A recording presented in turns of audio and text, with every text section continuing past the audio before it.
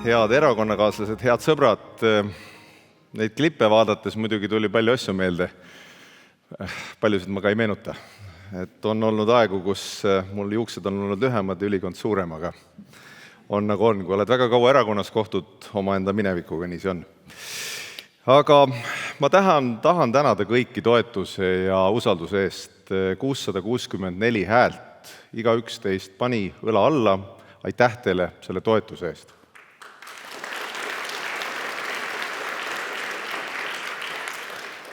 Nagu sissejuhatuses öeldud, et ehkki ma olen noor, paistab ajalukku vaadates, et oravate meeskonnaga liitusin ma 28 aastat tagasi. 1996. aastal liitusin, see on siis napilt aasta-poolteist pärast Reformierakonna sündi. Mind paelus tollal avatud suhtlus, sisulised väitlused erinevate valikute, ideede üle, tasakaalu üle. Vabadus oli neis olulisem osa ja majakas. Ise hakkama saamine, selge läänele ja tulevikule orienteeritus olid meremärgid, mis juhatasid. Ühisele väärtusruumile loodud meeskonnas oli ja on igaüks eriline oma kogemuse, teadmiste ja oskustega. Üheskoos sai sellest meie meeskond. Taolist kultuuri, ühist meeskonna vaimu tahan ma ka mulle usaldatud rollis edasi luua. See on meie kõigi Eesti, nagu on Eesti rahva hea käekäik, jõukuse kasv, kindel kaitse, arukad tulevikuvalikud, meie ühine hool. Oleme Reformierakonnana ja laiemalt Eesti poliitikas ainulaadsed. Töökultuurilt, mis hoiab kokku, kuid ei jäta omavahel ühtegi keerulist küsimust küsimata. Austuselt, mis tuleb teema valdamisest ja töö tegemisest, mitte hoogsast noogutamisest. Meie missioon on aktuaalne. Ise hakkama saav rahvas, jõukuse ja tugeva keskklassi kasv, kindlus kaitsel, majanduse ja perede kasvuks, lääne suund ja kultuur ning peamine lootus. Töötame ka rasketel hetkedel alati parema tuleviku nimel. Kõik kirjeldatu on tervemõistusliku Eesti inimese DNA ja ometi ei tea ma ühtegi teist erakonda, mis päris sellist vaadet kannaks. Vasakul on need, kelle arvates tubli olemine, suurem pingutus tuleb nivelleerida ümberjaotamisega. Mõistmata, et iga pingutus toobki juba ühiskonnale rohkem, kui sellele ette käega löömine teadmises, et see pole seda väärt. Teisel pool meid on need, kelle ainus elu on minevikus ning rahanduslahendused alati tuleviku arvelt. Olen kaugel arvamusest, et vaid meil on kõik vastused, kaugel sellest. Kuid tean, et hea väärtusbaasiga saab ajaproovile vastupidavad otsused. Vabadus, kindlus, jõukuse ja perede kasv, lääne kultuur ja tuleviku ehitamine. Erakonna juhina näen ennast meeskonna eestvedajana ja väärtuspõhise kultuuri loojana ning hoidjana. Tänan oma eelkäijad. Teie töö on innustav. Olen palju erinevaid töid kõrvalt näinud. Erakonna eestvedamise töö on meie valdkonna ilmselt kõige keerulisem paljudest. Kuidas hoida tasakaalus oma ilmavaade ja riigi tulevik? Kuidas vahel süda kõvaks teha jonnijale, ehkki nagu lastega võib see väga armas olla? Ning kuidas minna vahel appi sinna, kus seda häda veel ei märgata? Aitäh Kaja Eesti suuremaks tegemise ja paljude innustamise eest.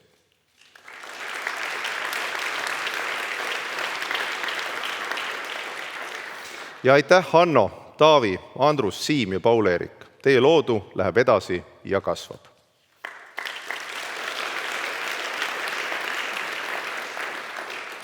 Head kuulajad, Reformierakond on partneritega koos valitsusvastutust kandev erakond. Ajad, millest läbi oleme tulnud, on keerulised. Otsused, mida teeme, on suunatud kindluse loomisele ebakindlas maailmas. Kindlusest saab tulla kasv. Kui mainida vaid osa, Venemaa julm vallutussõda Ukrainas, pihta on saanud kogu Euroopa. Pihta oleme saanud meie ja mitte vähe. Majandusaktiivsus langes ja kiratses. Tarbijate, investorite ebakindluse kasv on reaalne, kasvas vajadus panustada massiivselt julgeolekusse. Kriise oli teisigi. Majanduslik jahenemine kogu maailmas, inflatsiooni pidurdamiseks suurte keskpankade poolt majanduse hoo peatamine, meie eksporditurgude keerulised ajad, Rootsi, Soome, tarneraskused tööstustes ja palju muud. Nagu inimestega, nii on ka riikidega. Mida võimekam oled muutusi taluma ja mitte vaid taluma hakka kasutama, seda paremini sul läheb. Kõik muutused pole ette nähtavad, mõned on isegi mitte soovitavad, kuid võime nendega toime tulla, orienteeruda, määrab, kes tuleb välja ja kes jääb hätta. Ukraina vabadussõda Venemaa vastu paneb proovile kogu maailma meelekindluse. Venemaa režiimi juhid teavad seda ja sellele ka panustavad. Kui alguses on kõik koos abistamas, siis millal lüüakse käega, millal usutakse desinfot, mis viib toetajad kahtlema toetamises, millal tulevad uued mured? Sellele diktaatorid mängivad. Neil pole vastutust ega valimisi. Nagu teravmeelsevad ütlevad, on asju, mida valida ei saa. Vanemad, õed-vennad ja Venemaa presidenti. Sellepärast ei saa me ka väsida. Eestis, Baltimaades, demokraatlikus maailmas. See on kestvusproov. Meile siin ka ellujäämise valik. Kas Venemaa peatatakse seal või kogub ta taas ennast ja vaimselt sant režiim tuleb uut vallutust otsima? Ma ei loo ebakindlust öeldes, et Venemaal NATO-t rünnata plaaniks. Selleks tal täna jõudu ei ole. Väed on Ukrainas hõivatud. Kuid me peame teadma, et see on aeg, mis on antud meile iseolemise kindlustamiseks. Et liitlastel oleks selge, meile saab loota ning vaenlasel sama selge nagu pilt elektrikapi uksel. Ära roni, tapab. Reformierakond seisab Eesti iseolemise julgeoleku eest. Valitsuses oleme viinud kaitsekulutused 3%-ni SKP-st. Oleme suuremate Ukraina toetajate hulgas. Oleme igas kanalis, igal tasandil veennud meie liitlasi, et võitlus võib olla kallis, kuid vabadus on hindamatu. Head sõbrad, kaitse ja majandus, julgeolek ja jõukus on meie uue valitsuse plaan. Panustame igal aastal Ukraina toetuseks 100 miljonit eurot ehk 0,25% oma SKP-st. Sel aastal on see juba täidetud. Kutsume üles ka teisi riike sama tegema kuni Ukraina võiduni. Eesti majanduse jaoks tähendab see ka uut kasvuvõimalust. Maailmas on IKT valdkond pikalt buuminud. Oleme selles tugevad ja julged startijad. Energeetikabuum on samuti käimas, suured muutused toovad kaasa palju uusi võimalusi. Eestil on selles väga hea platvorm kasvada endast suuremaks. Uus valdkond, mille kasvule Eesti riigi poolt kaasa aitame, on kaitsetööstus. Sõnastame valitsuses põhimõttena, et kaitsetööstus saab olema kaitsevõime osa. See tähendab praktilisi muutusi ja suuri võimalusi. Muuta tuleb näiteks relvaseadust, et meie ettevõtjad saaksid siin arendada seda, mida nad hetkel teevad reeglite pärast naaberriikides. Tähendab ka seda, et Ukraina vajadusi hakkavad tootma Eesti kaitsetööstusettevõtted järgmise 4 aastaga 400 miljoni euro ulatuses. See on Eesti ajaloo suurim tööstuse kasvatamise plaan. Muudame ka riigihangete seadust. Innovatsiooni, kliimasõbralikkuse ning kaitsevajaduste vastuostude mehhanismid kõik tuleb sõnastada. Lihtsamalt öeldes tähendab see 500 miljardi või miljardi moona ostmisel 100 või 200 miljoni eest siia tekkivat arendust, hooldust või teadmistel põhinevat keskust. Uus moodne tööstus, selle hulgas kaitsetööstus, on osa meie plaanidest, et kindlale kaitsele põhinedes sünniks kasv. Kaitsetööstus on selle kümnendi lõpuks prognoosinud oma mahuks miljardi. Õnnestumisel saab see number suuremgi, on endi arvamus.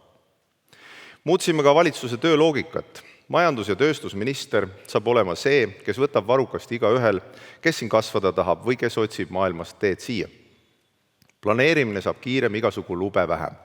Suur töö on ees, aga aastate pärast saame öelda, mäletate, kui keerulisel ajal, kui keerulise pärandiga me alustasime. Saime paremaks asjad. See on asi, millega minna ajalukku. Sest isegi kui mõned sammud on rasked, tuleb asjad korda teha, liikuma saada ja luua kindlus ja kasv. Meil on võimalus oma konkurentsivõimes kasvada, luua endale unikaalsed eelised maailmas. Kindlasti tuleb sel sügisel ka palju debatte julgeolekumaksu teemal. Maksufestival, olgu öeldud, siiski lõpeb. Eelarvega koos peame ära debatid, kuidas julgeolekumaks rakendub. Printsiip on laiapõhjalisus. Julgeolek on meie kõigi ühine asi. Pensionärist pagarini, ajakirjanikust varahaldurini. Nii ka rakendub kasvanud julgeolekukulutuste katteks ja uue moona hankimiseks tähtajaline julgeolekumaks 2028. aasta lõpuni. 2022. aasta lõpus olid meie julgeolekukulutused 2,16% SKP-st. Täna on 3,4% SKP-st. Vahe on 550 miljonit eurot. Mitte just 350, eks ju. On loogiline, et kulud kasvasid, kriis nõudis, kuid need tuleb katta. See tähendab seda, et julgeolekumaksuga kaetakse kasvanud julgeolekukulud ja uue moona soetamine. Lisaks tuleb eelarve veidigi tasakaalu poole nihutamiseks teha kärpeid. Ma loodan mõlemas Eesti rahva mõistmisele. Asjad tuleb korda teha ja kui me ise oma kaitsesse ei panusta, võib vähese andmise asemel ohus olla kõik, mis meil on. Ah jaa, kes süüdi on? Nii küsisid minult Tarp Müller ja Mirko Ojakivi saates Stuudios on peaminister. Vene agressioonis pole vist kahtlust, et Putin ja kõik, kes tema tegevusele kas aktiivselt või passiivselt kaasa aitavad. Meie eelarve hädade puhul osutuvad rahanduseksperdid, rahandusdetektiivid siiski aastale 2017, kui Isamaa rahandusminister Sven Sesteri juhtimisel lõdvendati eelarvereegleid. Juba toona ütles Eesti Panga asepresident Ülo Kaasik, et see samm toob pikas vaates rohkem kahju kui kasu. Kaotasime tänu sellele puhvrid kriisidega toimetulekuks ja kriisid tulid. Covid, Vene sõda, mängud energiahindadega ja nii edasi. Selle allamäe osa on olnud ka pensionisüsteemi lõhkumine, mis panustas hinnatõusudesse. Pensionisüsteemi lõhkumise ajaproov on kiiresti viletsaks osutunud. Kõik, kes võtsid Isamaa õhutusel raha pensioniks kogutust välja ja ostsid uue teleka, küprokit või veel midagi taolist, on juba rahaliselt vastu pükse saanud. Ühiskond aga saab korra veel. Siis, kui need, kes pensioniraha poodi viisid, küsivad, miks on nende pension väiksem tublilt kogunud inimestest. Isamaa, kellel ma muidu pikemalt ei peatukski, on pakkumas Paltsi ja Reinsalu plaanile uut lahendust. Tuleb võtta laen. Suur, kiire ja kallis. Nende plaan on kahjuks vilets. Laen ei aita meil võlgu elamist korrastada, vaid süvendab seda, tuues hinnakasu kiirenemise ning ainsana naeratuse laenu andjale, kes teenib sellest hädast hulga intressikulu. Tulu. Ma tahaks siinkohal viisakalt vihjata, et rahandusasjades tasuks kõigil parem küsida meie rahandusministritelt Ligilt, Sõerdilt, Maris Laurilt, Kranichilt või Kallaselt, mitte laenuasjades Tõnis Paltsilt. Head erakonnakaaslased, nagu mõistate, on meil plaan, kuidas Eestis asjad korda saada. See teekond saab olema täis kurve ja käänakuid. Üheskoos meie tublide ja naiste ja meestega üle kogu Eesti saame sellega hakkama. Täname siis ja hindame igaühe pingutust, mõistame neid, kellel on raske, oleme kannatlikud nendega, kes tahavad mõista ning tänulikud meie partneritele ja toetajatele. Valitsus esindab kõiki Eesti inimesi, ka neid, kelle eelistus pole parajasti valitsuses. Meie plaan on kindlus ja kasv. Üheskoos teeme selle teoks. Meenutan sarnast hetke aastast 2017, kui kevadel tulin Tallinnas avalikkuse ette meie plaaniga minna üle eestikeelsele haridusele. Rahvustevaheline vaen, käed eemale lastest, see olgu vabatahtlik. Igasugu asju öeldi ka veidi arukaid. Fakt siiski on, et sellel aastal alustasid kõik Eestis esimesse klassi minevad lapsed haridust eesti keeles. See on tohutult suur ja põhimõtteline asi, mille algatasime ja koos ära tegime. Teeme ka järgmised. Aitäh kõigile usalduse eest, pidage meeles, et meeskonna edu sõltub igaühest meist, hoiame kokku, hoiame üksteist. Elagu Eesti, elagu Reformierakond.